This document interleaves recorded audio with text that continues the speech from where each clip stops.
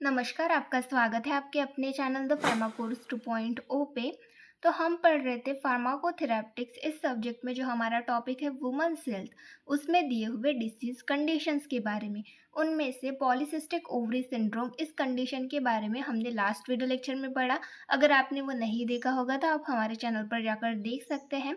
आज की इस वीडियो में हम हमारा सेकेंड डिसऑर्डर जो कि है डिस्मेनोरिया, इसके बारे में देखने वाले हैं। डिस्मेनोरिया मतलब क्या होता है, ये किस वजह से होता है, किस तरीके से डेवलप होता है, इसके डायग्नोस्टिक टेस्ट किस तरीके की होती है, ट्रीटमेंट किस तरीके से किया जाता है, ये सारी चीज़ें आज की इस वीडियो लेक्चर में हम देखने वाले हैं। तो आइए स्टार्ट करते हैं।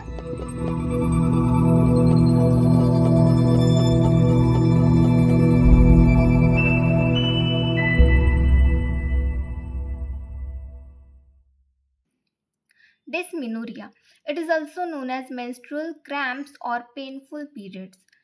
तो डिस्मेनोरिया मतलब क्या होता है, मेंस्ट्रुअल क्रैम्प्स, पेट में मरोड़, मतलब मेंस्ट्रुअल साइकिल जब शुरू रहती है उस टाइम पे पेट दर्द होता है, तो उसी कंडीशन को हम डिस्मेनोरिया बोलते हैं। मेंस्ट्रुअल क्रैम्प्स या फिर पेनफुल पीरियड्स को हम डिस्मेनोरिया बोलते हैं। Dysmenorrhoea can be literally refer to as difficult monthly flow. इसको डिफ़िकल्ट मंथली फ्लो ये भी रिफ़र किया जाता है। Although it's normal for most women to have a mild abdominal cramps on the first or second day of period, about 10% of women experience severe pain to interfere with everyday activities for a few days every month. तो ये normal होता है, most of the woman में ये normal होता है कि जो एब्डोमिनल क्रैम्प्स है, माइल्ड एब्डोमिनल क्रैम्प्स उनमें देखे जाते हैं उनके पहले या फिर दूसरे दिन में। पर 10% वुमन जो होती है वो बहुत सीवियर पेन एक्सपीरियंस करती है, जिनकी वजह से उनके जो हर दिन के टास्क होते हैं, मतलब जब उनको पीरियड्स आते हैं, वो जो 1, 2 या फिर 3 दिन होते हैं वो लिटरली काम नहीं कर पाते। उनके जो एवरीडे एक्टिविटीज़ होते हैं उनमें भी इंटरफेरेंस आता है इसकी वजह से। तो ऐसे जो वुमेन्स होते हैं, ऐसे जो वुमेन्स होते हैं जिनको इस तरीके का पेन होता है, उस कंडीशन को हम डिस्मेनोरिया बोलते हैं। Dysmenorrhoea is a medical term for painful menstrual periods which are caused by uterine contraction. तो डिस्मेनोरिया ये एक तरीके की मेडिकल टर्म है। ये किस लिए यूज़ की जाती है? मेंस्ट्रुअल पीरियड के लिए, पेनफुल मेंस्ट्रुअल पीरियड्स के लिए, जो कि यूटेराइन कॉन्ट्रैक्शन की वजह से होती है। Primary dysmenorrhea refers to recurrent pain, while secondary dysmenorrhea result from reproductive system disorder। तो प्राइमरी डिस्मेनोरिया ये रिकरेंट पेन को मतलब शो किया जाता है, रिकरेंट पेन को रिफर किया जाता है। पर जो सेकेंडरी डिस्मेनोरिया रहता है वो किस वजह से रहता है? रिप्रोडक्टिव सिस्टम के किसी डिसऑर्डर की वजह से, किसी कंडीशन की वजह से सेकेंडरी डिस्मेनोरिया होता है। देन यहाँ पर हम डेफिनेशन देखेंगे डिस्मेनोरिया की। Dysmenorrhoea is defined as the painful menstruation that typically involves cramp caused by uterine contraction।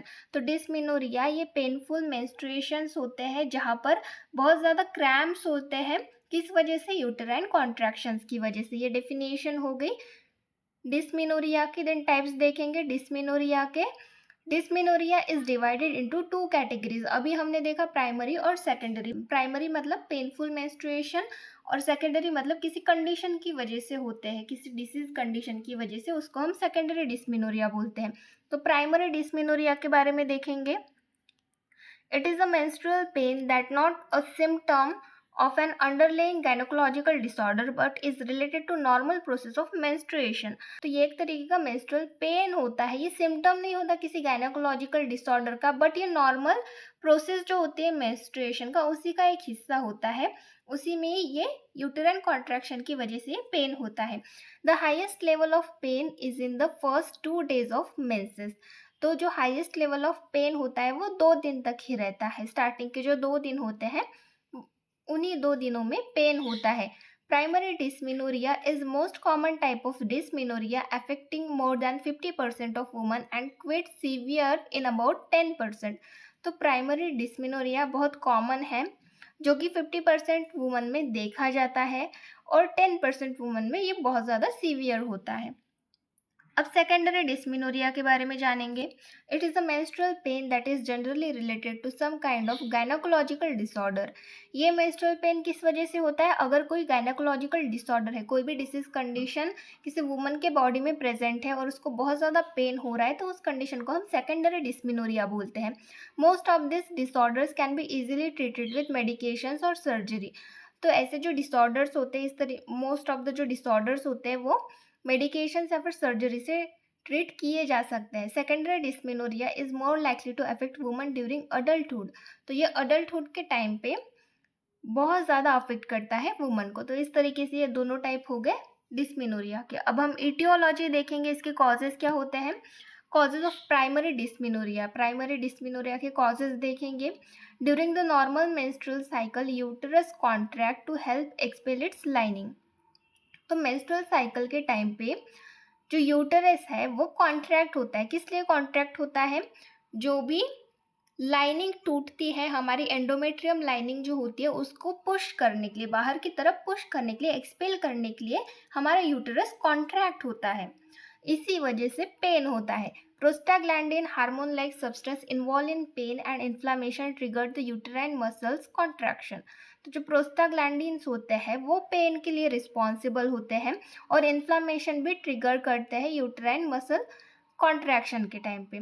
Increase prostaglandins produce by the endometrium in an ovulatory cycle causes contraction of uterus that leads to more severe menstrual cramps।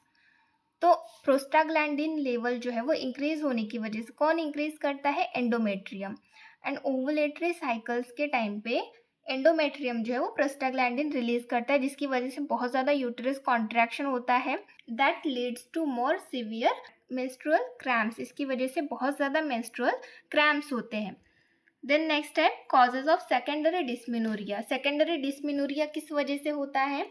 Menstrual cramps can be caused by endometriosis. Endometriosis मतलब it is the disorder in which the tissue that normally lines the uterus grows outside the uterus, most commonly on fallopian tubes, ovaries or the tissue lining the pelvis.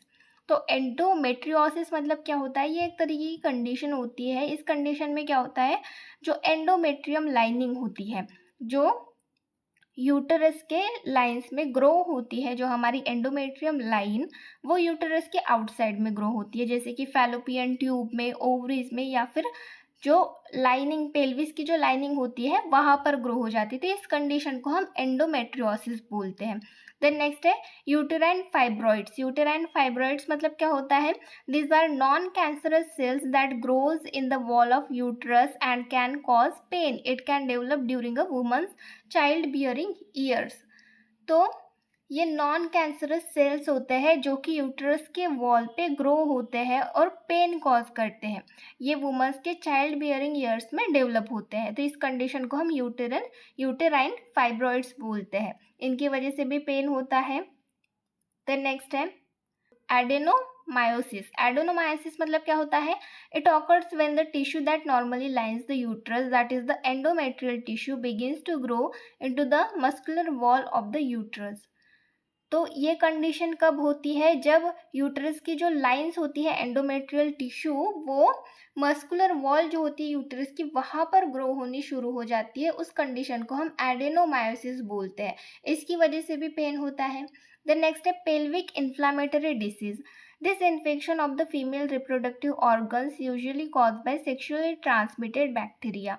तो pelvic inflammatory disease, यहाँ पर inflammation आ जाती है, किस वजह से होता है? सेक्सुअली ट्रांसमिटेड बैक्टीरिया की वजह से इस तरीके की कंडीशन डेवलप होती है। Cervical stenosis. अब सर्विकल स्टेनोसिस मतलब in some women the opening of the cervix is small enough to impede menstrual flow, causing painful increase of pressure within the uterus.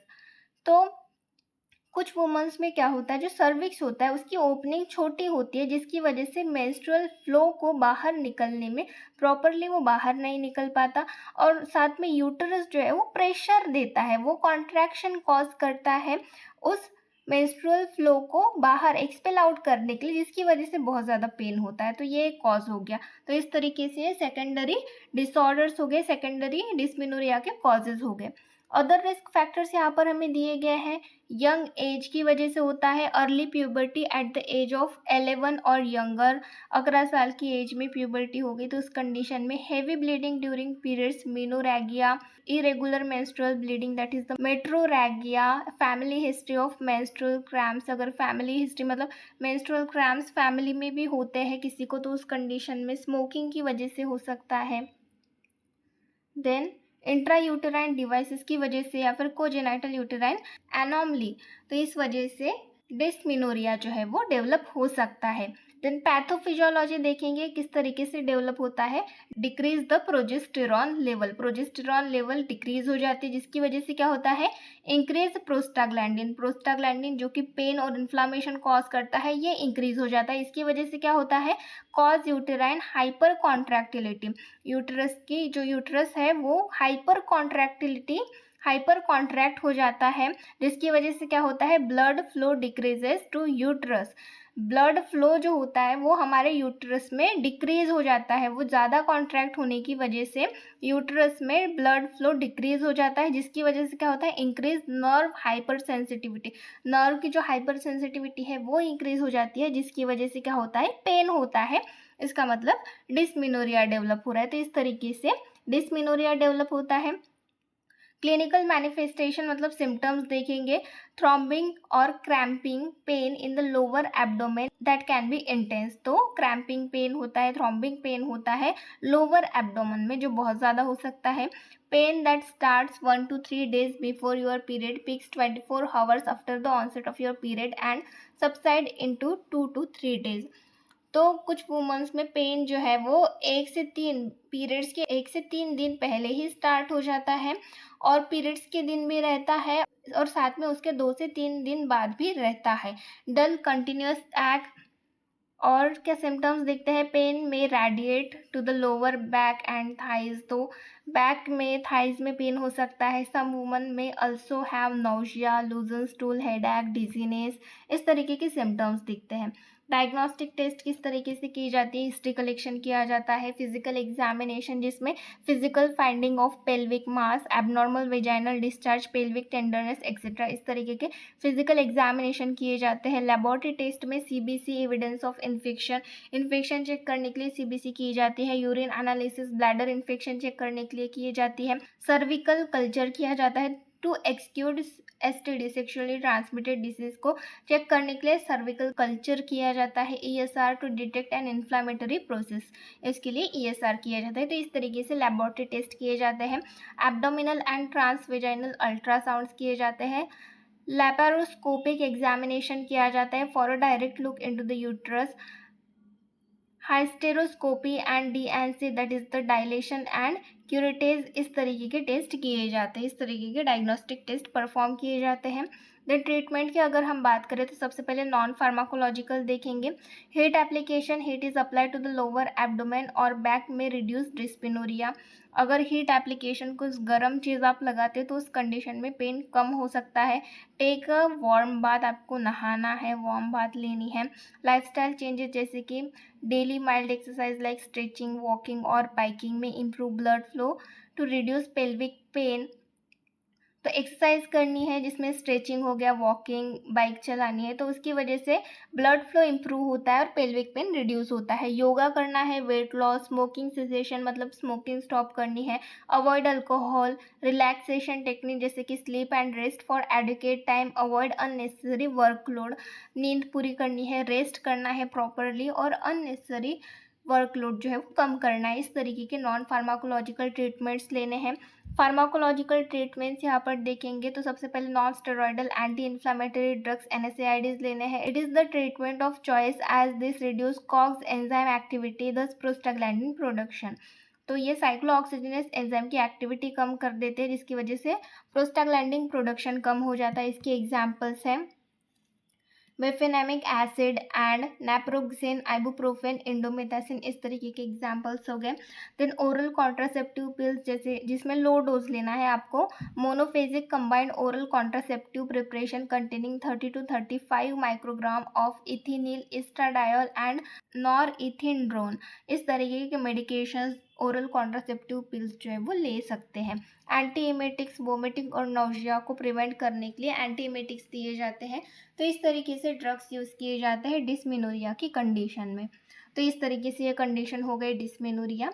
आज के वीडियो लेक्चर में बस इतना ही। Next जो भी disorder है उसके बारे में हम नेक्स्ट वीडियो लेक्चर में देखेंगे। वीडियो हेल्पफुल लगी हो तो वीडियो को लाइक करें, अपने दोस्तों के साथ भी शेयर करें, चैनल पर नए हैं तो सब्सक्राइब करें। नए वीडियो की नोटिफिकेशन पाने के लिए बेल आइकन को दबाना ना भूलें। Thank you.